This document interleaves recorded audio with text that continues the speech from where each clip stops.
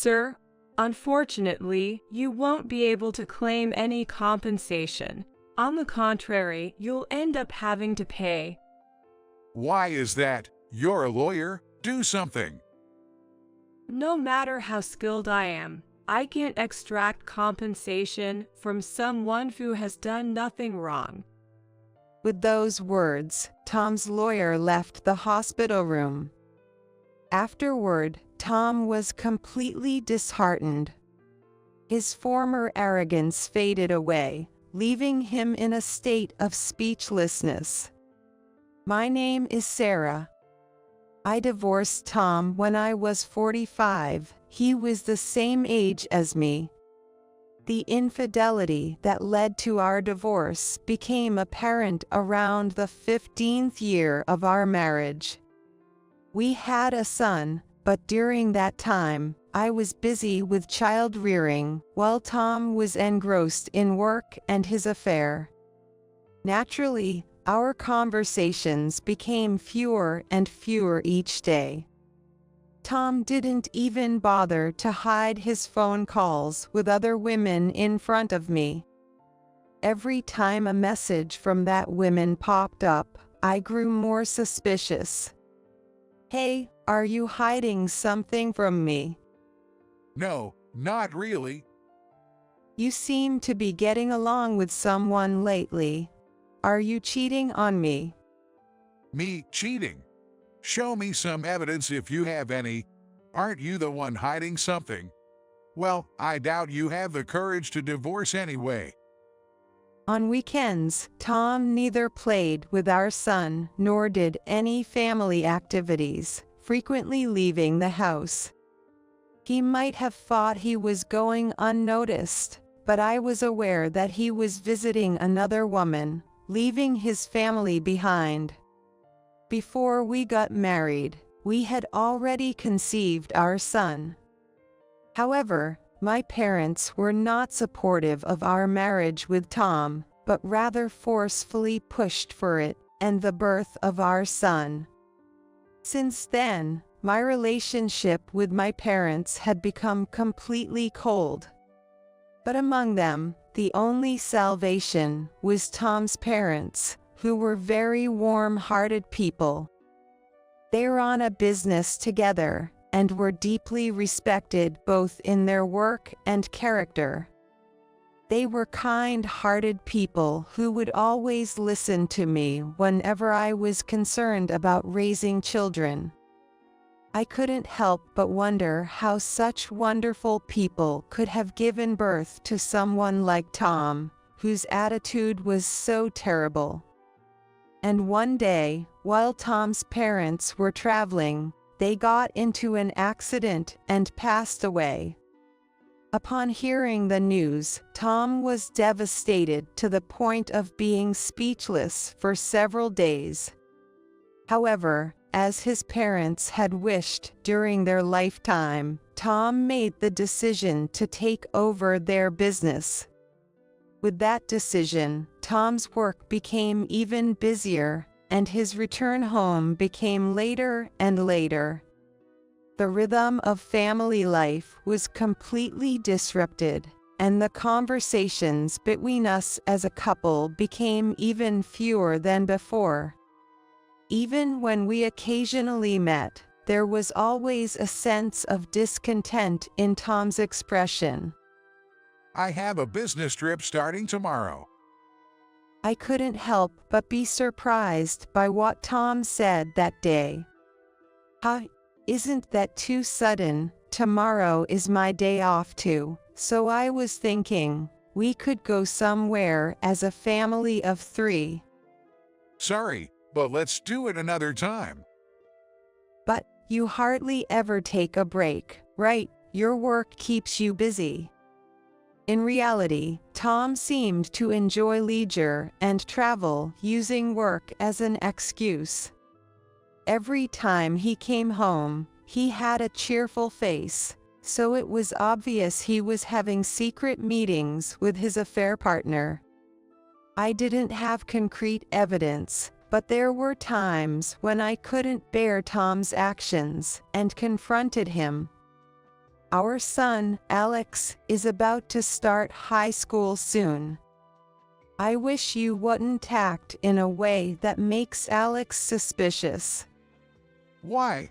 Who do you think allows you to live without any trouble? I have a right to blow off some steam once in a while. Why are you changing the subject? You are Alex's father. You don't think your affair has been discovered, do you? Show me the evidence if you have it. Aren't you the suspicious one for even saying such a thing? Confronting Tom about his infidelity always leads to a pointless roundabout. I felt that continuing the conversation would only tire me out more. His parents, who were once a source of emotional support, are no longer with us, and I've had to distance myself from my own parents due to marital issues. With no one else to turn to, I find myself forced to just endure, reminding myself daily to keep going.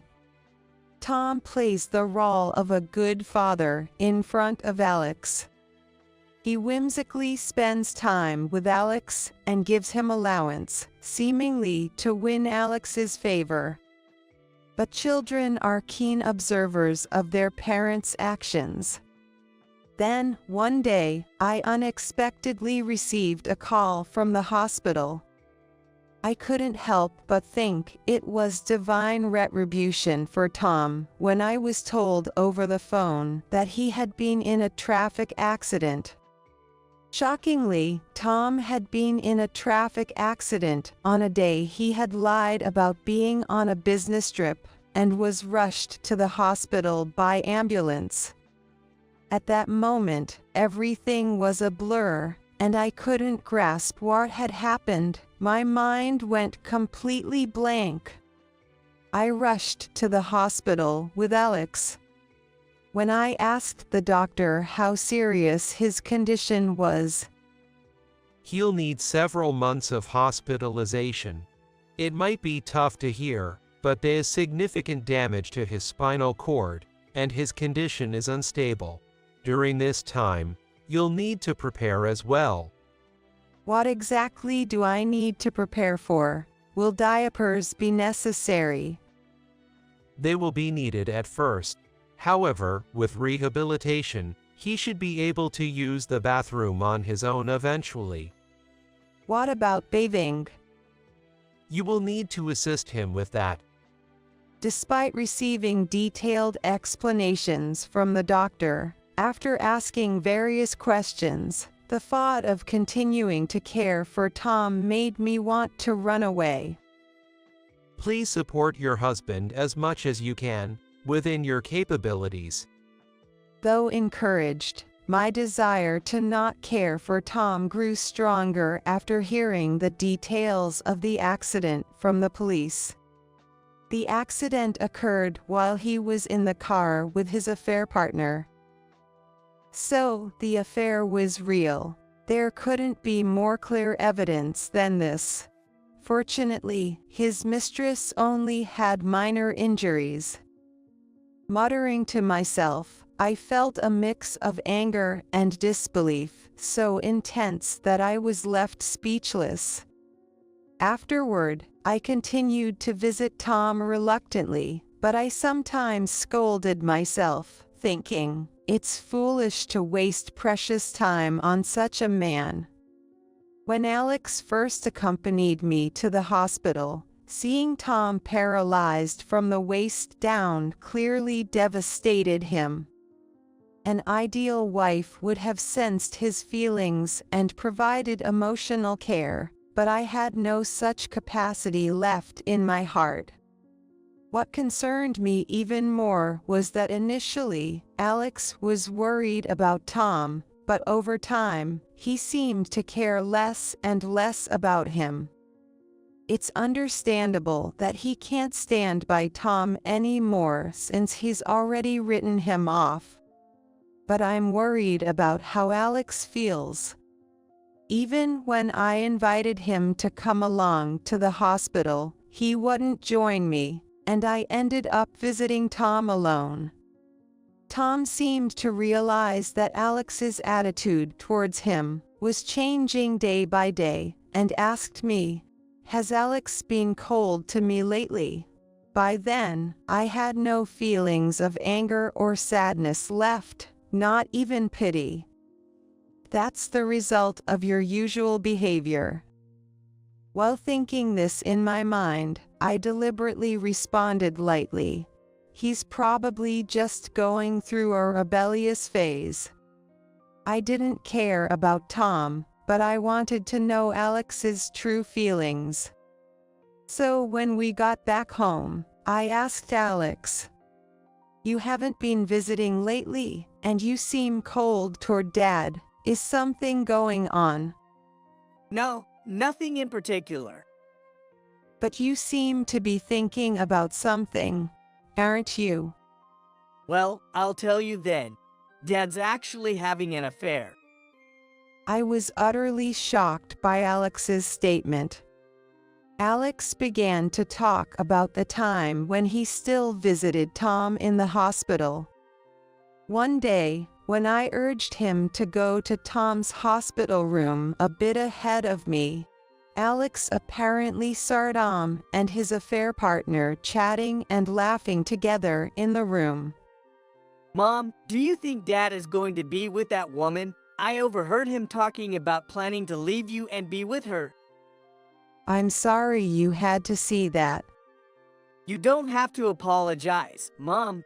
You're the one who's suffering the most. I know about the fights between you and Dad. Don't worry about the divorce, Mom. You don't have to endure any more. With those words, I felt saved by his kindness. If Alex had encountered such a situation, it would be a natural reaction for him to dislike Tom. Feelings of resentment toward Tom welled up from the depths of my heart. Alex continued, I don't want to see Mom sad anymore. I love Dad, but I don't want to be with someone who makes Mom sad. Alex's words erased any remaining forgiveness I had for Tom. I finally woke up, and I decided how I would repay Tom for his actions. Children are keen observers of their surroundings. Realizing this truth anew, I decided to seek revenge on Tom, for Alex's sake, and for my own. The first step was to visit a lawyer and explain everything that had happened. This is a serious situation. We might need to investigate Tom's actions more thoroughly, as the evidence is still insufficient. That's how I gained a powerful ally. The lawyer also referred me to a detective to keep track of Tom and his affair partner's actions. As Tom's hospital stay prolonged, our relationship grew increasingly strained. What? It's you. When am I getting out of here? Just go home for today. Leave me alone. It was not uncommon for him to vent his frustrations. Every time he said such things, I was filled with a desire to yell at him, but I encouraged myself, just endure a little longer, and continued to hold back. Then, one day, I heard something unexpected from Alex. Mom, it seems like Dad's affair partner is planning to take his money and dump him. Really? Yeah, I went to visit Dad this afternoon and I overheard his affair partner at the vending machine saying he's now paralyzed and useless. She was talking about pretending to marry him just to squeeze all his money out of him. Receiving this report from Alex, it became clear that although there was affection between Tom and his affair partner, she had decided to abandon him after the accident. Still, Tom was dreaming of a future with her and was rushing to divorce me. Dad is really a fool, isn't he? Alex said, laughing, and I couldn't help but be drawn into his smile. That's when I truly felt from the bottom of my heart that Tom is unnecessary anymore. At that moment, Alex and I had a serious discussion about divorcing Tom. Since Alex also said he didn't need Tom, we decided to divorce and start a new life, just the two of us, free from caring for Tom. I devised various plans on how to get revenge on Tom. With the help of a lawyer and a detective, I had gathered enough evidence to confront Tom with a divorce. Then, out of the blue, Tom messaged, "Please come to the hospital room. I need to talk."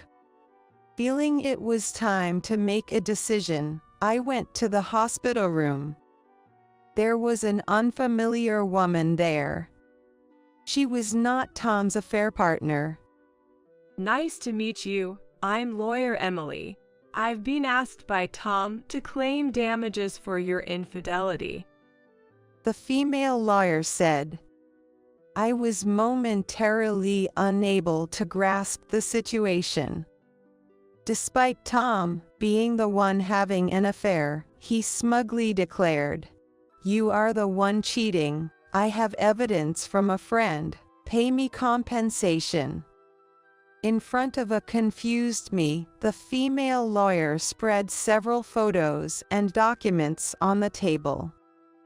These are pictures of you meeting a man in the lobby of a lodging facility. These serve as evidence of infidelity. We will demand a compensation of $50,000 from you and $30,000 from that man, and on that basis, we will file for divorce. The photos showed the lawyer who had previously advised me about Tom's situation. In that moment, I realized everything.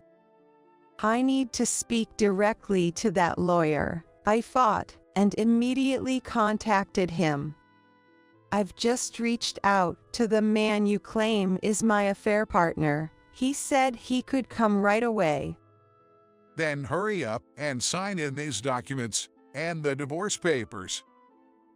He's been deceived by his affair partner and is trying to divorce me right away. Thinking this, I kept my composure and explained the situation. Let's discuss these photos in detail until our lawyer arrives. I had consulted a lawyer because Tom's behavior was suspicious. Later, on that lawyer's recommendation, I also hired a detective. A detective? Why? It was to catch you in the act of your infidelity. Tom and Emily were both speechless at this development. After that, Tom's panic intensified. A few minutes later, the lawyer I had hired appeared in the hospital room. Excuse me. I look forward to working with you today. My lawyer immediately began to speak. Here are the photos capturing Tom's infidelity. Tom went pale at the sight of the photos. When was this taken? Tom, you've been meeting a woman from your workplace in this hospital room 2 to 3 times a week, haven't you? There are more photos we haven't shown yet. Would you like to see them? After viewing all the photos and documents, the lawyer representing Tom let out a deep sigh. Tom, unfortunately, you won't be able to claim any compensation. On the contrary, you'll end up having to pay. Why is that? You're a lawyer. Do something. No matter how skilled I am, I can't extract compensation from someone who has done nothing wrong. She replied before leaving the hospital room. Afterwards, Tom was completely dejected. His former arrogance was gone, and he was left speechless. I told Tom that his affair partner was only interested in his money. Alex told me that your affair partner doesn't need you anymore now. that you are in this condition. She plans to take your money and leave you. So, thinking she would take care of you is a big mistake." Tom turned pale again upon hearing this. At the same time, I handed him the divorce papers and informed him that Alex no longer had any affection for him. "Alex doesn't want to live with you. He's known about your dishonesty for a while now and has even said he's okay with us getting a divorce." That's impossible. I'm Alex's father. He still needs a father. "Unfortunately, it's a confirmed fact that you cheated. You've deceived us, your family." I didn't intend to deceive anyone. I deeply regret my actions. I've accepted that my current condition is a result of my own doing. I can't live alone now that I'm like this. "Well, I'm mentally exhausted over here." I won't make the same mistakes again. Please forgive me. "Even if we ended up living together again, I can't take care of you, and things can't go back to how we were before." My condition is permanent now, and I absolutely won't betray you again. Can't you reconsider? "It's out of the question. Your affair partner lost interest in you, and now you come crawling back to me. That's despicable." At that moment, Alex, concerned about me, came to Tom's hospital room. Realizing that speaking to me was futile, Tom suddenly turned to Alex and began talking. Won't you miss me if I'm gone? I won't miss you at all. In fact, it's better if you're not around. We used to play together before. I know I'm like this now, but let's go out together again. No thanks. Hanging out with my friends is much more fun now, so I'm fine without you. I don't need a dad who betrayed Mom. Mom is all I need. And you might have already heard from Mom, but that affair partner of yours has no intention of being with you anymore. Hearing this, Tom couldn't hold back his tears. I've always devoted myself to my family. If I was going to be treated like this, I shouldn't have cheated. Your presence is no longer needed for us. We are leaving here to start a new life. Tom, crying, muttered something, but following the lawyer's instructions, he signed the divorce papers. With Tom speechless, Alex and I left the hospital. Afterward, along with the lawyer, I headed to the city hall and successfully submitted the divorce papers. When I informed Tom about this via text, I received a flurry of intense calls and messages from him. The message mentioned that after he told his affair partner he couldn't get any alimony from me, she immediately blocked him. It seems his affair partner had been trying to extract as much money from him as possible before cutting ties completely. A year has passed since then, and Alex has smoothly started his high school life, and we are enjoying a peaceful new life together. When I reported this fact to my parents, with whom I had not been in contact for a long time, they warmly welcomed us back. It turns out they had wanted to see us even during the times we were estranged. Hearing how my parents felt, initially, Alex and I were nervous, but gradually, our emotional distance closed, and we began to converse like old times. Alex and I both felt immense joy at the kindness my parents showed when they first met him. We were able to deepen our family bonds again, and I am truly grateful for that. I've become indifferent about Tom, but it's true that he sent me a message saying, "Help me." I didn't respond and just blocked him. Whatever happens to him now is none of my concern. His accident while he was with his affair partner was a consequence of his own actions. Perhaps this tragedy would not have happened if he had valued his family more. Being freed from the dishonest Tom and starting a new life with Alex has been a great happiness for me, and I hope Alex feels the same. I don't know how he is living now. I just hope he learns to discern who to value and lives a life of integrity.